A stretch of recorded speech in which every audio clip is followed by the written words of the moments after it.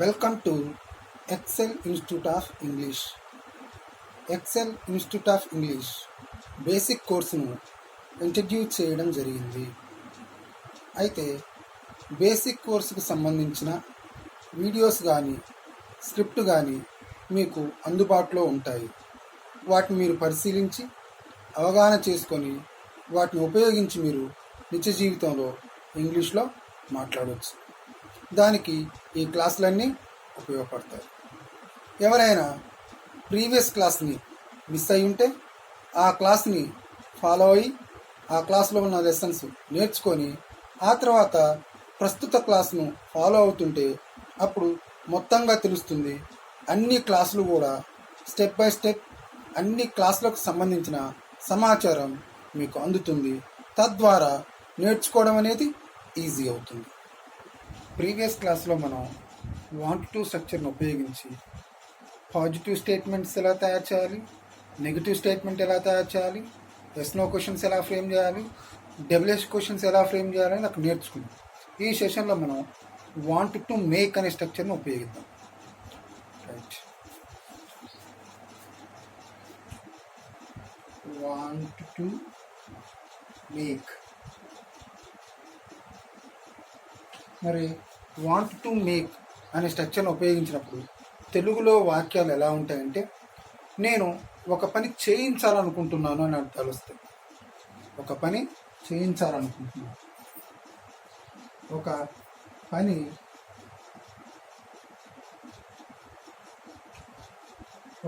చేయించాలనుకుంటున్నాను,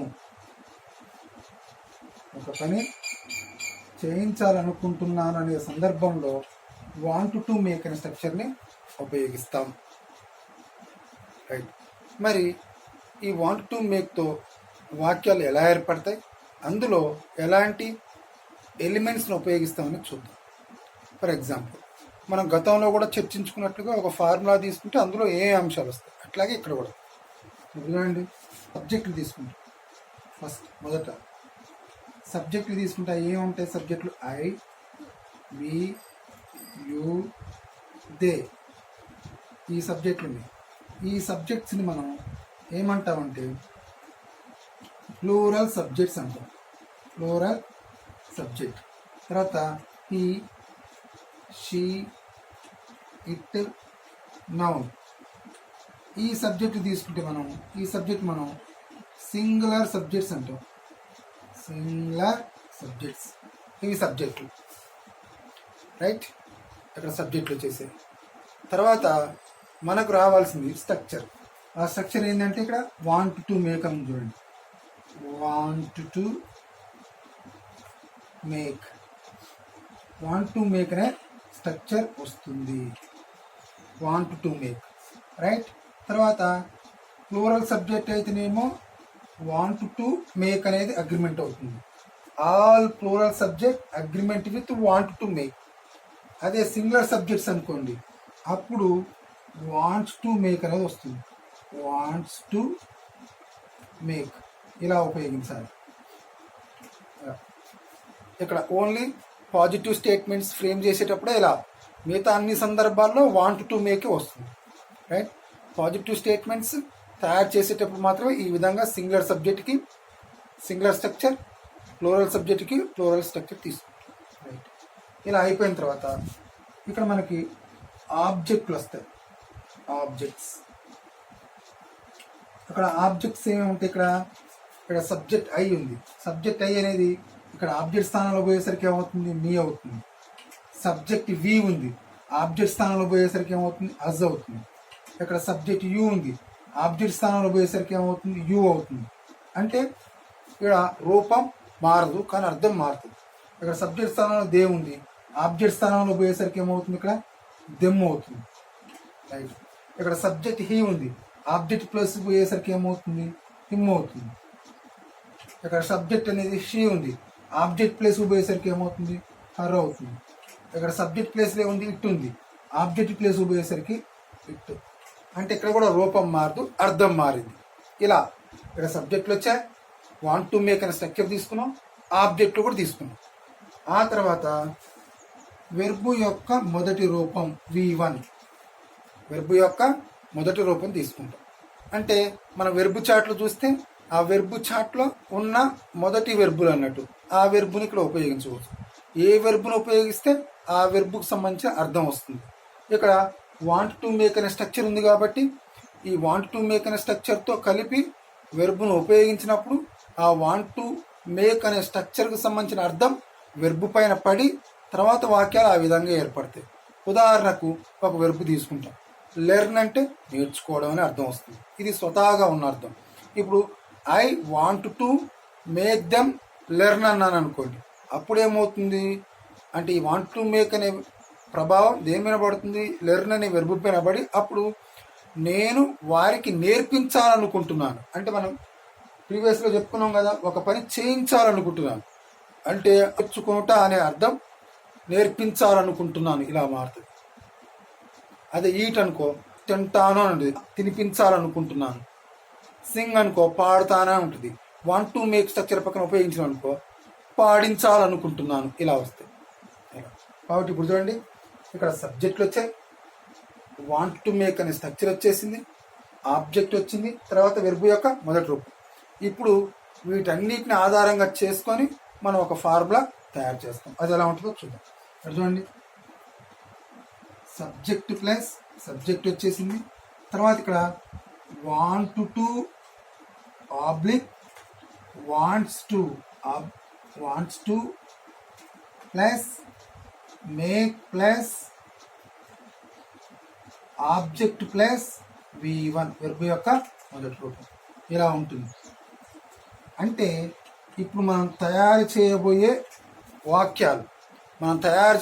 వాక్యాల యొక్క ఫార్ములా, అందులో ఉండే ఎలిమెంట్స్ ఆర్డర్ కూడా ఎలా ఉండాలంటే ఫస్ట్ సబ్జెక్ట్ వస్తుంది, తర్వాత వాంట్ టు వాంట్స్ టు ఉన్నాయి. ప్లూరల్ సబ్జెక్ట్ వచ్చినప్పుడు ప్లూరల్ సబ్జెక్టులు అనేవి వాంట్ టు అగ్రిమెంట్ అవుతాయి. సింగులర్ సబ్జెక్ట్ వస్తే అది వాంట్స్ తో అగ్రిమెంట్ అవుతుంది. కామన్గా ఇక్కడ మేక్ ఉంటుంది, రైట్. తర్వాత ఆబ్జెక్ట్ రావాలి, తర్వాత V1 రావాలి. ఇప్పుడు మనం ఈ అంశాలన్నింటిని ఆధారం చేసుకొని మనకి ఎలాగో ఫార్ములా తయారైంది కాబట్టి దీన్ని ఆధారంగా చేసుకొని మనం సెంటెన్స్ తయారు చేస్తాం. ఇప్పుడు మనం ఒక ఫార్ములా ఆల్రెడీ తయారు చేసుకున్నాం కదా, ఆ ఫార్ములా తయారు చేసుకున్న ఫార్ములాని తీసుకొని సెంటెన్స్ ఫ్రేమ్ చేద్దాం. ఫ్రేమ్ for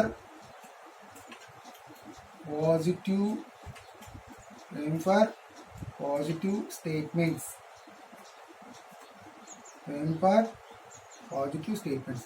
పాజిటివ్ స్టేట్మెంట్స్ని తయారు చేద్దాం, రైట్. ఇక్కడ ఫార్ములా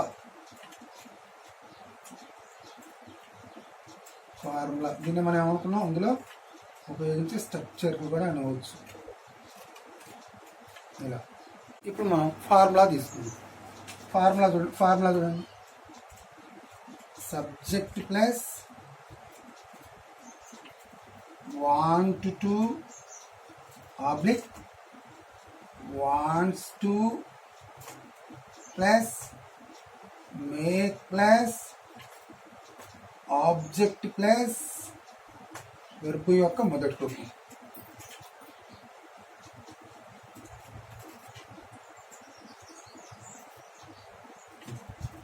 ఇప్పుడు చూడండి, ఫస్ట్ సబ్జెక్ట్ రావాలి ఫార్ములా ప్రకారం, తర్వాత వాంట్ టు మేక్ కానీ వాంట్స్ టు మేక్ కానీ రావాలి, తర్వాత ఆబ్జెక్ట్ రావాలి, తర్వాత వెర్బ్ యొక్క మొదటి రూపం. ఇది ఫార్ములా ప్రకారం. ఇప్పుడు చూద్దాం, ఒక వాక్యం తీసుకుంటే మనకు అర్థమవుతుంది, రైట్. ఒక స్టేట్మెంట్ తీసుకున్నాం. మరి గతంలో ఎలా వాంట్ టు స్ట్రక్చర్ని ఉపయోగించి నేర్చుకున్నాం. ఎలా? నేను నేర్చుకోవాలనుకుంటున్నాను అంటే ఐ వాంట్ టు లెర్న్ అన్నాం. ఇప్పుడు వాక్యాలు ఎలా వస్తాయి? ఒక పని చేయించాలి కాబట్టి నేను వారికి నేర్పించాలనుకుంటున్నాను, అప్పుడు I want to make them learn ఇలా. అదే వాక్యం తీసుకుంటాం. నేను వారికి నేర్పించాలనుకుంటున్నాను.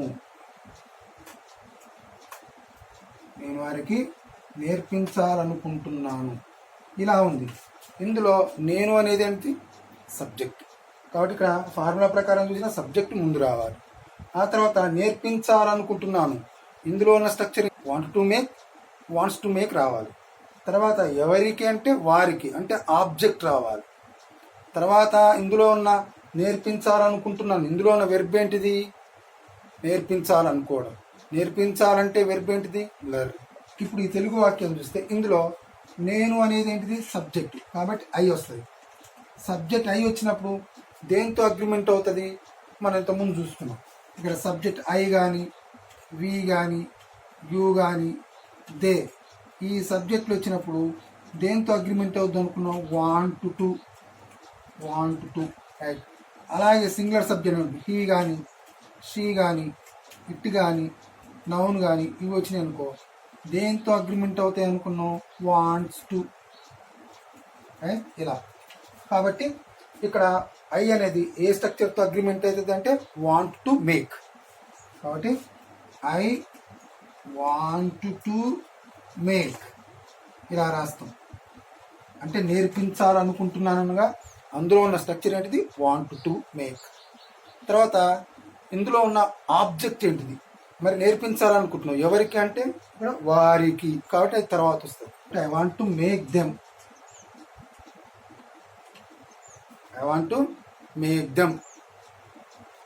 నేర్పించాలనుకుంటున్నాను ఉంది కదా, ఇందులో ఉన్న వెర్బ్ ఏంటిది? లెర్న్. ఇప్పుడు మొత్తం చూడండి. I want to make them learn. ఇలా చెప్పచ్చు. మనం వారికి నేర్పించాలనుకుంటున్నాం.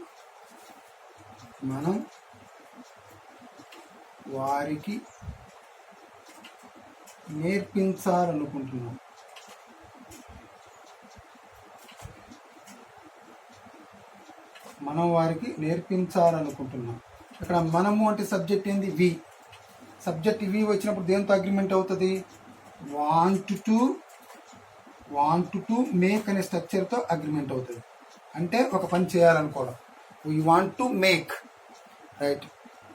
తర్వాత ఇందులో ఉన్న ఆబ్జెక్ట్ ఏంటిది అంటే వారికి ఎందుగా దెమ్. అంటే అప్పుడు ఏమవుతుంది? We want to make them.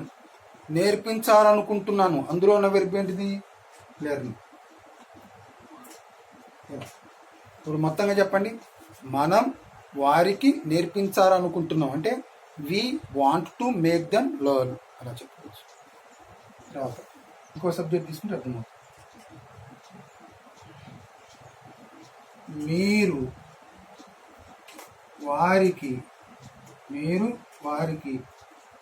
నేర్పించాలనుకుంటున్నారు. ఇలా ఉంది కదా. రైట్. ఈ వాక్యంలో సబ్జెక్ట్ ఏంది? మీరంటే యు. యు అనే సబ్జెక్ట్ వచ్చినప్పుడు ఏ స్ట్రక్చర్తో అగ్రిమెంట్ అవుతుంది? వాంట్ టు మేక్ అనే స్ట్రక్చర్తో అగ్రిమెంట్ అవుతుంది. నేర్పించాలనుకుంటున్నాను. అందులో ఉన్న structure want to make. Right. తర్వాత ఇక్కడ ఉన్న వెర్బు, ఈ వాక్యంలో ఉన్న వెర్బు వారికి కాబట్టి దెమ్ అవుతుంది. అంటే అప్పుడు చూడండి, you want to make them. నేర్పించాలనుకుంటున్నారు. అందులో ఉన్న వెర్బు లెర్న్. ఇప్పుడు మొత్తం చెప్పండి. మీరు వారికి నేర్పించాలనుకుంటున్నారు. You want to make them learn అలా వస్తుంది. ఇప్పుడు ఇంకొక సబ్జెక్ట్ తీసుకుందాం.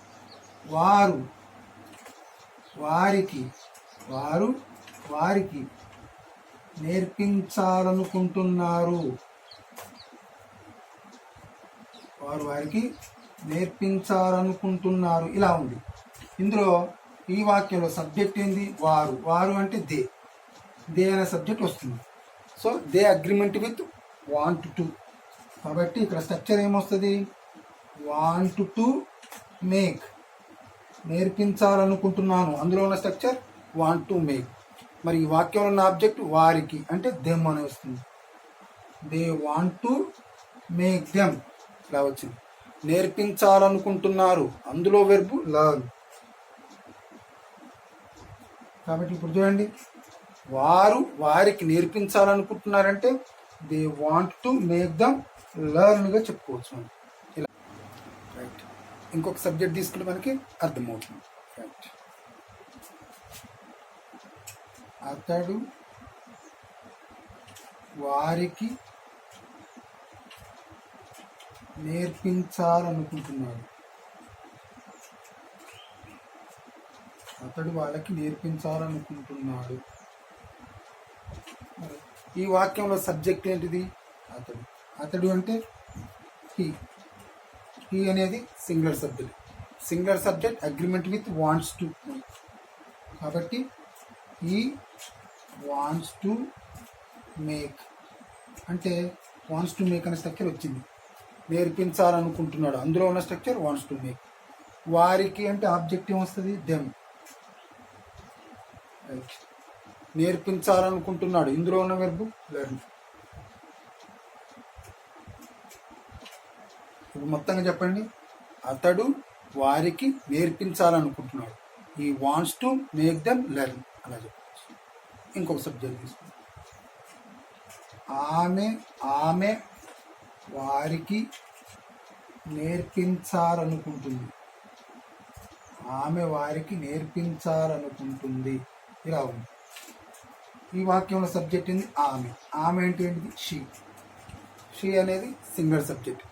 సింగులర్ సబ్జెక్ట్ వచ్చినప్పుడు తీసుకోవాల్సిన స్ట్రక్చర్ ఏంటిది? Wants to.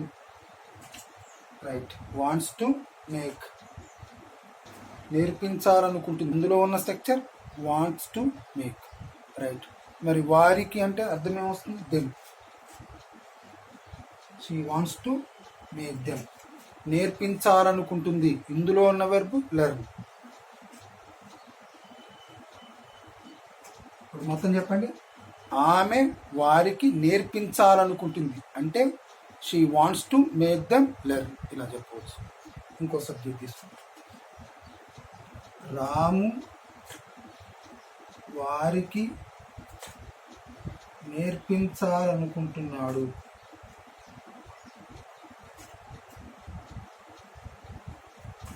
రాము వారికి నేర్పించాలనుకుంటున్నాడు. మరి ఈ వాక్యంలో సబ్జెక్ట్ ఏంది? రాము. రాము అనేది ఏంటిది? Singular subject. మరి సింగులర్ సబ్జెక్ట్ వచ్చినప్పుడు ఏ స్ట్రక్చర్తో అగ్రిమెంట్ అవుతుందంటే వాంట్స్ టు మేక్. అంటే నేర్పించాలనుకుంటున్నాడు, అందులో ఉన్న స్ట్రక్చర్. ఆ తెలుగు వాక్యంలో ఉన్న స్ట్రక్చర్ ఏంటిది? Wants to make. వారికి అంటే ఆబ్జెక్ట్ ఏమొస్తుంది? దెమ్. రైట్. నేర్పించాలనుకుంటున్నాడు, అందులో ఉన్న వెర్బ్ ఏంటిది? లెర్న్. ఇప్పుడు మొత్తం చెప్పండి. రాము వారికి నేర్పించాలనుకుంటున్నాడంటే Ramu wants to make them learn. ఇలా చెప్పవచ్చు. మరి గత సెషన్లో మనం వాంట్ టు స్ట్రక్చర్ను ఉపయోగించి అంటే పాజిటివ్ స్టేట్మెంట్స్ ఎలా తయారు చేయాలి, నెగిటివ్ స్టేట్మెంట్స్ ఎలా తయారు చేయాలి, ఎస్ నో క్వశ్చన్స్ ఎలా తయారు చేయాలి, డబ్ల్యూఎస్ క్వశ్చన్స్ ఎలా తయారు చేయాలి, వాటి ఫార్ములాలు అనేవి ప్రీవియస్ సెషన్లో ఉన్నాయి. వాటిని ఆధారంగా చేసుకొని వాంట్ టు మేక్ స్ట్రక్చర్ కూడా అలాగే ఉంటాయి. వాటిని ఉపయోగించి మీరు ప్రాక్టీస్ చేయండి. అప్పుడు మిగతా స్ట్రక్చర్స్ యొక్క నిర్మాణం కూడా మీ అంతటా మీకే తెలుస్తుంది. వాటిని ఉపయోగించండి. డౌట్స్ ఏమైనా ఉంటే మళ్ళీ నన్ను అడగండి. ఈ విధానంలో మీరు ప్రాక్టీస్ చేస్తే మీరు ఖచ్చితంగా ఇంగ్లీష్లో మాట్లాడతారు. మీరు నిజంగానే ఇంగ్లీష్లో మాట్లాడతారు. ఫ్రెండ్స్, ఈ వీడియో కనుక మీకు నచ్చితే లైక్ చేయండి, షేర్ చేయండి, సబ్స్క్రైబ్ చేయండి.